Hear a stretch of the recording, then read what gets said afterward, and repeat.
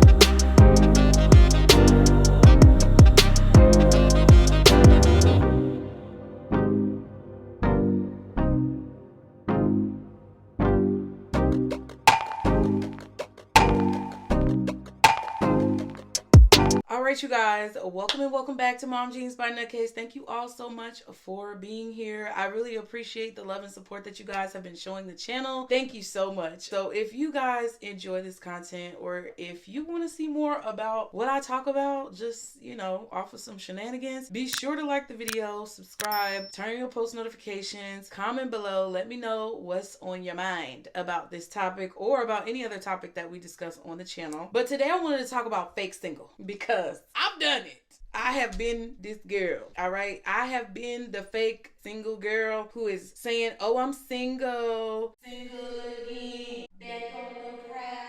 Thought it was perfect, and I don't know how.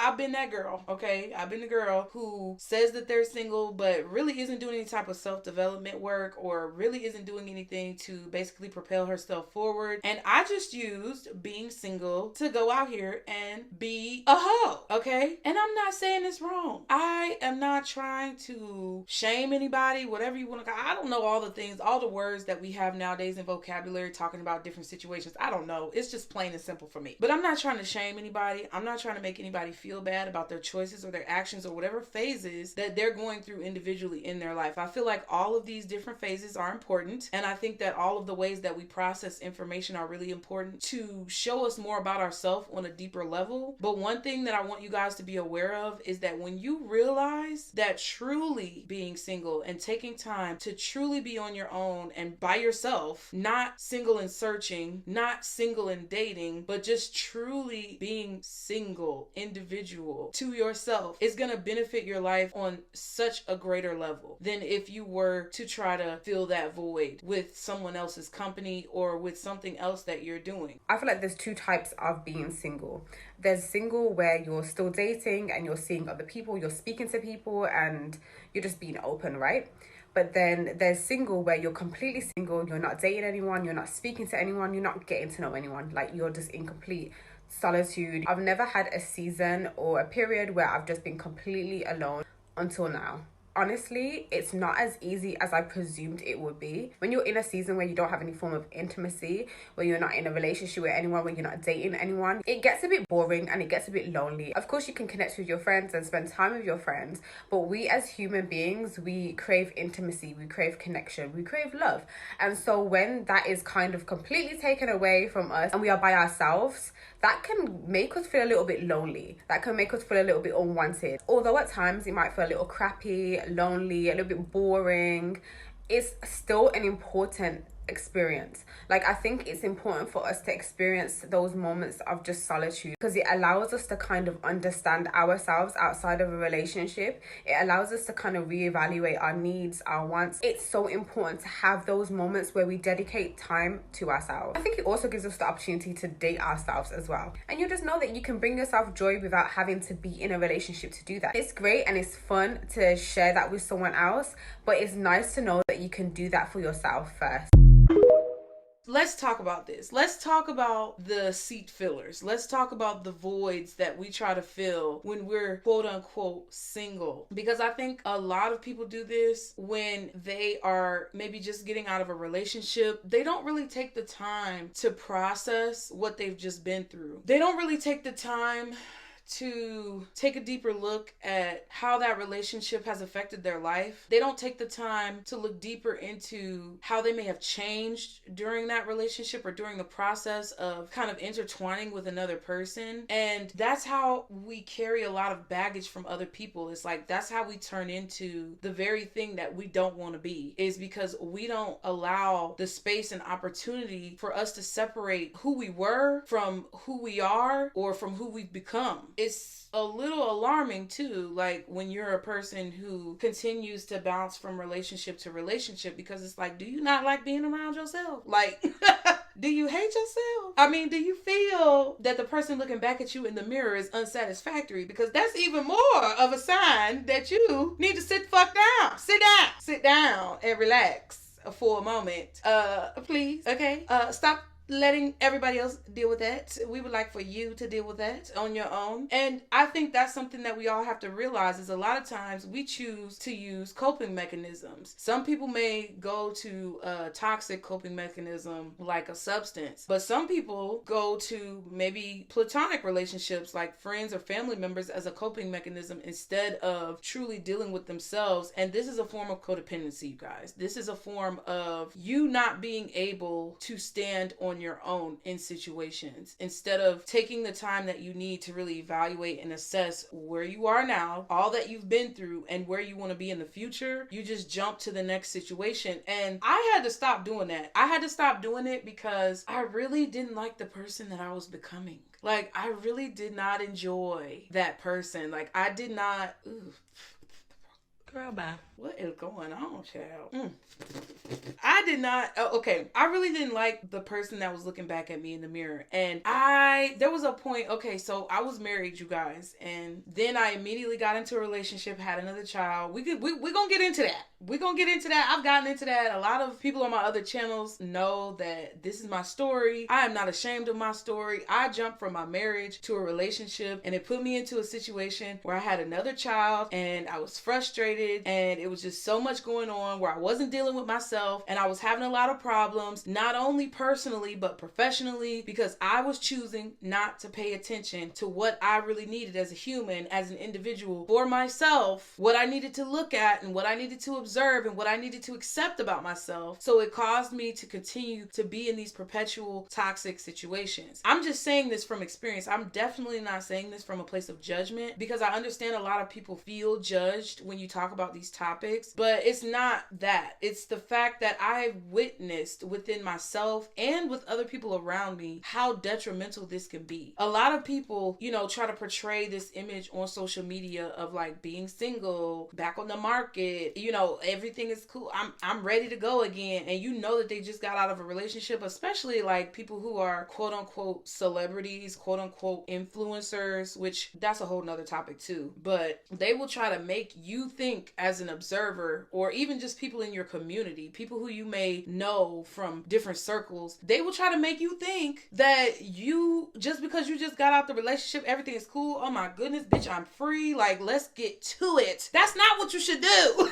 Like, that is not what you should do at all. You need to take some time. You need to take some time. And I feel like it may be because of how you could possibly feel like people are viewing you, you know, different socialization techniques of our society, and, you know, damn, I got the hair off my face. But it's like different socialization techniques of our society to make people feel like, oh, something's wrong with you if you're single, or something's wrong with you if you're alone, or something's wrong with you if you don't have a mate. It's not really true, because a lot of times the people who are the most socially adjusted, or the most, I don't know the word, I don't want to say healthy because I'm not a doctor, but it's like the people who are the most emotionally mature are the ones who have literally taken the time to do a lot of mirror observations, which means looking at themselves to see the ways that they may have been the problem, or the ways that they may have gotten in their own way, and then found solutions from that observation. And I think that's one of the things about being single that is really beneficial to our lives as individuals. Like, for the first time in my life, I would say for the past maybe like year or so, I would honestly, I'm gonna give it 8 months to a year, right? Because I'm not gonna say that I haven't gone out on dates with people or socialized. What I will say is that this is the first time for the past 6 to 8 months of my life where I have not become toxically attached to a person immediately after having any type of encounter with them, having any type of conversation or extended conversation with them. Because there was a point in my life where I was so afraid of being single. I wasn't even afraid of being single. I just didn't want to be. I didn't want to deal with myself. It's kind of like that for me. Like, I wasn't afraid of being single, but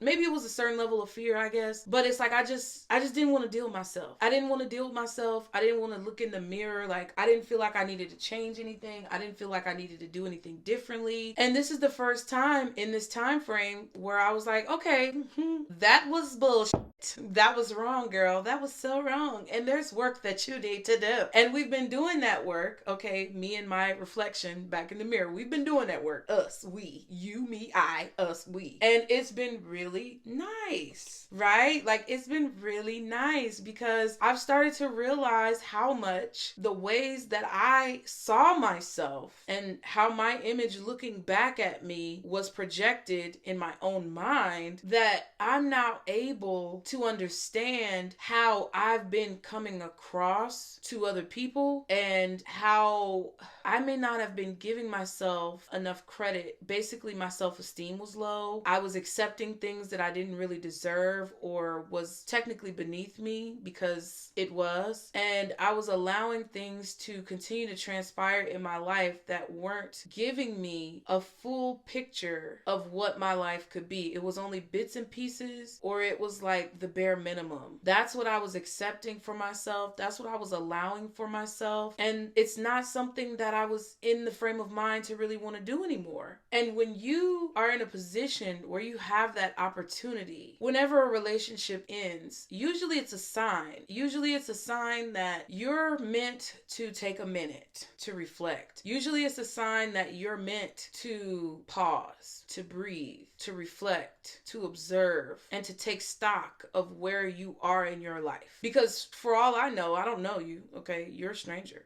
and I'm a stranger. But for all I know, there's probably been parts of yourself, like I said earlier, that have evolved and changed since you've been in that relationship, or there's parts of yourself that have emerged from said relationship that your soul really wants you to take notice of. And this may be things that you consider challenging, or this could be things that you could consider rewarding, things that could benefit you, or things that you may be able to improve on so that you can benefit yourself ultimately, because it's all a benefit. Like, whenever you do self-reflection, people say, oh, it's not worth it, or it doesn't really matter, people don't really care. But the benefit is for you. The benefit is for self. Your quality of life as a whole becomes a lot greater when you actually take seriously the evolution evolution of self and how that evolution plays a role in your perspective and your perception of what your life really looks like. And I think that that is a lot of what society kind of like pushes under the rug or tries to cast aside as if it's not important. But so many people are angry and depressed, and they don't understand why they're angry and depressed. And I can guarantee you, I don't care what any doctor says, or if I'm not qualified, fine, whatever, argue with me in the comments about it, whatever. But I guarantee you that a lot of the reasons why people are so angry, sad, depressed, anxious, paranoid is because there's not enough focus and emphasis positively placed on self-reflection and understanding why you are how you are, or why you do what you do, or what makes you you. That's why we're all failing out here and looking crazy and wanting to put on goggles to adjust and augment our fucking reality.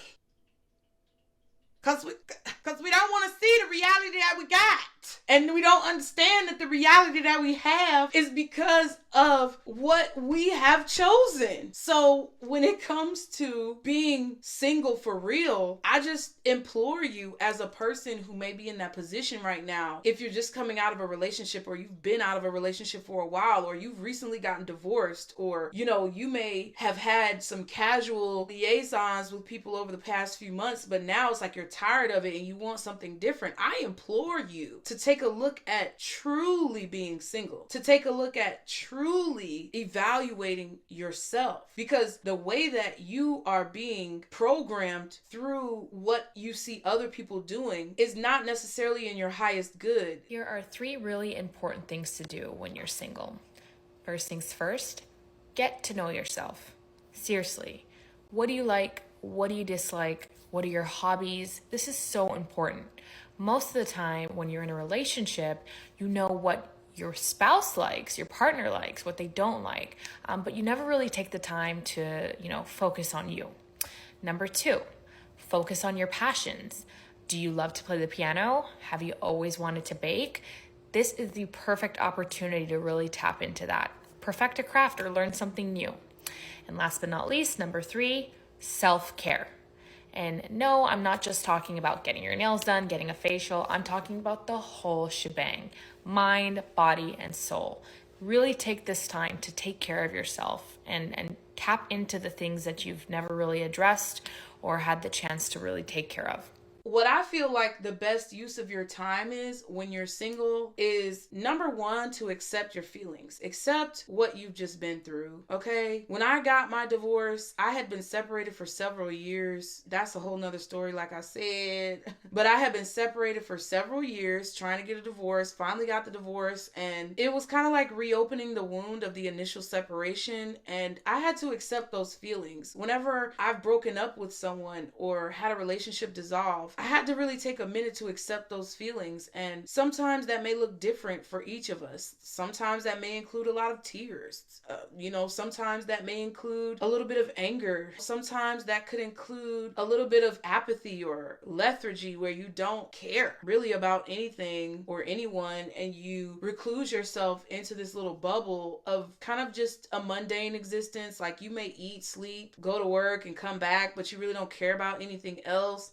Some of your eating habits may change. Like I said, I'm not a doctor, lawyer, or a psychologist, so if you need to seek medical advice, please do so, because I am not liable for any of your choices or decisions. However, it's going to look different on the initial stages of acceptance when it comes to the new reality of your situation. And I think that that's okay. That's the number 1 thing that I feel like we should do as individuals, is whenever we're going through something, especially the dissolution of a relationship or a marriage or even cohabitation with people, is to really accept that it is what it is. Accept that you may feel sad, or that you may feel angry, or whatever you could be feeling. Accept that that is your feeling, and know it's okay. It's okay that I am right here right now, because I know that without this stage, once I move forward, I wouldn't have been able to move forward without accepting that I was at this stage. And I think that's important, okay? The second thing that I feel like would be really beneficial when it comes to truly being single and moving forward after you've accepted the initial fact that you are single is to take a few moments or to take some time, however long that it may be, to envision how your life could look and all the things that maybe you really wanted to do while you were in that relationship. Possibly even write down things that you want to do that you maybe were not able to do while you were in that relationship, or even possibly things that you enjoyed doing while you were in the relationship that you would want to still continue, even if it may hurt you to do those things, knowing that you're not doing it with that partner that you used to do those things with. I think it would be important to visualize the ways that you see your life improving and understanding in that moment that nothing in life is constant. I feel like that's a great tool and a great way to understand the concept of change and how prevalent it is in our lives, because the only thing that's constant is change. The only thing that's always happening is change. Nothing ever remains the same. And if you can say, you know what, I know I'm feeling pretty shitty right now, but in a few weeks, I'm not going to be feeling this shitty. At least I would hope not to. So when that happens, I can see myself being here or doing this or having this activity. And then thinking about those things may make you a little bit happier, and it could allow for you to have something to look forward to when you come out of the depths of your emotions. Writing it down just helps you not to forget. Because listen, I'm 31.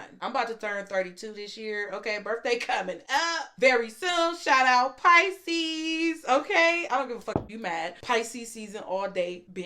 Period. But I digress. I'm about to be 32 this year, and I'm starting to forget things. And I don't like forgetting things because I'll be having some light bulb moments. I'll be having some good ideas, honey. So I got my notepad, even when it comes to this stuff, I got my little notes in my phone, and sometimes, of course, y'all have seen me with my journal. So write it down. Not only does it help you remember, but it helps you to solidify the idea of what you're gonna do. And then I feel like the third thing that is really important for you to do while you are single in that time is to actually take what you've envisioned and what you've written down as far as things that you really enjoy and go do them. Go do those things. Like, I really got into painting. As you can see, my beautiful lady here to the side of us, I painted her myself. And I know you can't really see it, but back there, that's another one of my paintings. There's some up there that you can't really, well, I guess I can move the camera. Look, we got some up there. I painted those in the very beginning.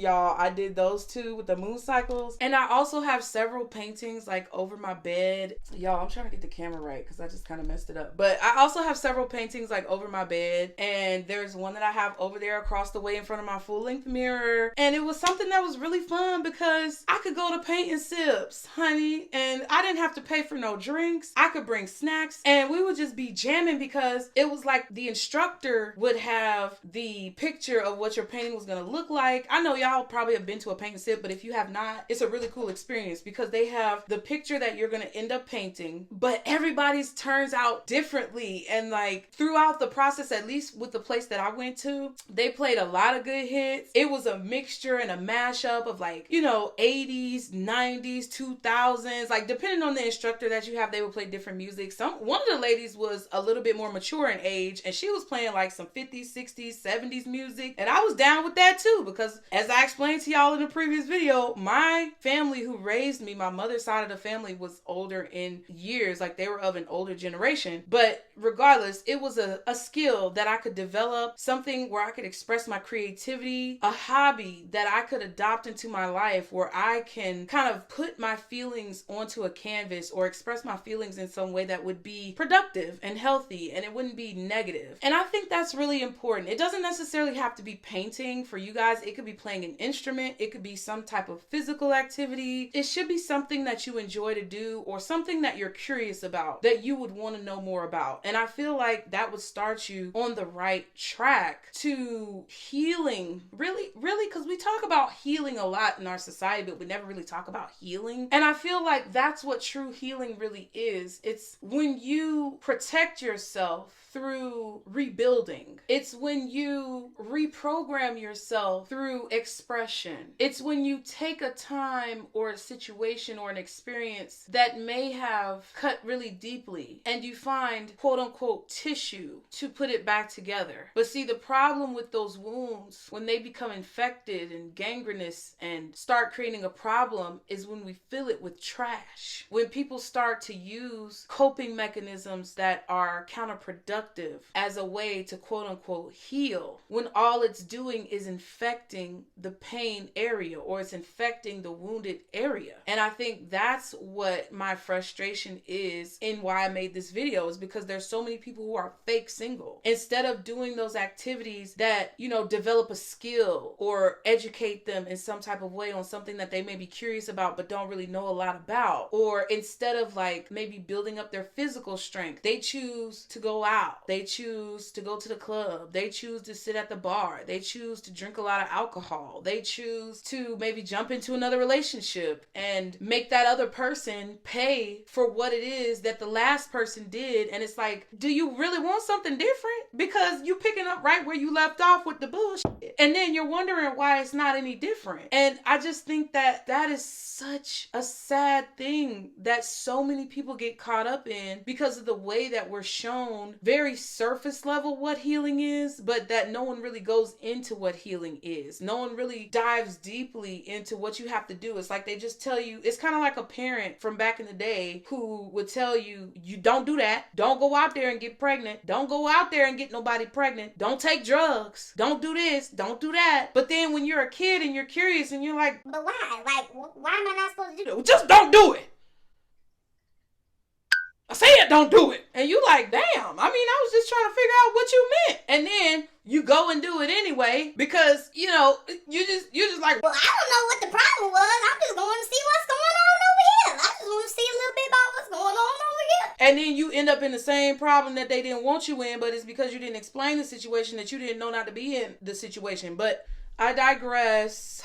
Okay, I'm just saying, like, when it comes to healing, when it comes to really truly being single, you cannot be afraid to be lonely. You cannot be afraid to have those nights where you may cry on your pillow. And I'm talking about anybody. Just because I'm a woman sitting here saying these things doesn't mean that it doesn't happen for men. I know it happens for men, and it's a human thing. And I think that we need to understand how to be a little bit more humane when it comes to us being human, and accept that we're not all going to know exactly what it is that we need to do until we need to do it. So, you know, some of you, if you've been in a situation where being fake single has been your regular, or it's been your mundane, or it's been, you know, your go-to situation, it may be time for you to evaluate how that could possibly be negatively affecting your life. If you really want better, if you really want more for your life, I feel like it's worth giving it a try. I mean, if it doesn't work, then cool. You know, if it's not something that really jives with you the way that you may have expected it to or wanted it to, you don't have to keep doing it. That's what I meant when I gave you guys the third thing that you should do, which is finding a hobby. It's like you can explore more of the things that you like. You may even want to take a cooking class, or you may want to practice an instrument, or whatever it is. But if you discover that you don't like it, then that helps you know what you do like. And the reason why I said it may be good for you to do some of the things that you used to do with your spouse or with your partner, that's a little secret key that I found personally of some things that I really don't like to do, that I was only doing because I was with this person. And then you're like, wow, okay. Because then you start to realize, well, if I'm saying this on a regular basis, if I'm saying that I like doing whatever this thing is, just say, I don't know, maybe it's axe throwing or something. I don't know what it could be, but it's something that you and your partner used to do and you swear you liked it, but it was only because you were with that person, and you never actually realized that it was only because you were with that person that you adopted the desire to do this thing, and then you go and do it when they're not around, and you're like, oh, I really don't like this. It's not that much fun. And then you realize I was only doing this because they were around. It's like you can stop having that image of yourself, or you can stop carrying that persona that really doesn't belong to you, and it becomes more clear what really is you, what really belongs to you, what you really like to do. A lot of times what I've seen in myself and what I've noticed in other people is that when they do this, this, they develop a skill, or because I've developed skills. This is one of the things that I enjoy doing, is getting on camera and talking about things, even though it terrifies me at times. I really do like it. Like, it's really fun. And I've enjoyed it since day one. And, you know, dealing with different insecurities, I'm working through different things. However, it's something that I really enjoy to do, that I was kind of holding myself back from, because I didn't want to be too much in my relationships. I didn't want to do too much, but I've realized that this is something that I really enjoy, and it's created a talent, gift, skill, or ability, or ignited an already held talent, gift, skill, or ability that now I can capitalize on and possibly make some income. So y'all be sure to subscribe, like the video. I hope that y'all enjoy this content, and I hope it helped you guys. Leave me some comments below and let me know what you think about what I said. Any feedback that you have, I would greatly appreciate it. I really appreciate you guys. And I will see y'all next time. Bye, y'all.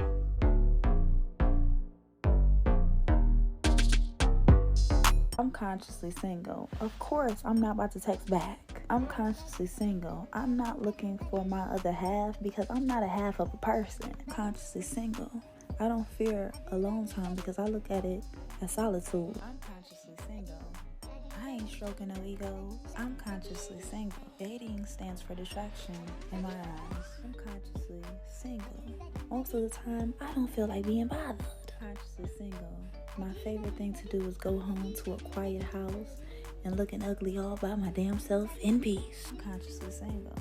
I don't gotta explain myself to a soul if I don't feel like it. I'm consciously single. I'm not dimming my light to make you comfortable. Consciously single. I do what I want when I want to. I'm consciously single. I do not follow these societal norms. I'm consciously single. And the cat lady sounds like a complete woman in my eyes.